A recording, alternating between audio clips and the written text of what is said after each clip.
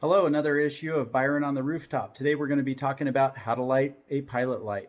Today we're looking at a factory-built fireplace that has an aftermarket gas log set installed. So this is a steel box with a fake brick liner inside with a steel air-cooled pipe going up. Let's take a look. All right, so this is a large unit. It has a large gas log set inside. And up inside above the fake brick panels is the steel smoke chamber. And there is about a 10-inch diameter pipe in this case exiting upwards. You'll notice there is no damper. Usually there's a butterfly style damper.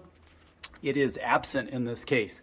And this valve right here I can identify for you is a manual valve because it has an on-off pilot indication. If it's a true electronic valve, it will have other features and look more complicated is the bottom line. Gas is entering here on the left. It's snaking around into the valve. The valve controls it and flows out. There's two tubes. One is the main gas supply that goes to the main burner, and the other is this little tube which supplies the igniter or the pilot hood. The logs have to be placed in a particular way according to the manufacturer's instructions. In this case, I just kind of showed up and they are where they are. If you have too much flame impingement, you'll get this black carboning.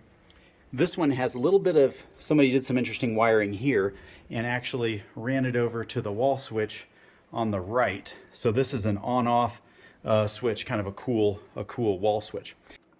All right, so we're gonna use a match in this case to get this going. We're gonna light the match and put it back here near the pilot assembly and hold it there. And we're gonna press and hold in this mode for pilot to initiate the flow of gas. And you can see we're successfully lit it. When we zoom in, you can see that the flame from the pilot hood is engaging the thermopile, and that's going to send a signal up to here. So until that signal is sent, and it's determined by warmth, we have to keep our finger over here on the valve. So we're going to keep our finger on the valve for right now. Usually about 30 seconds is all it takes. Whoops, and that was too quick. So we gotta do another match, and this may be something you have to do as well. So again, we press, we get it lit,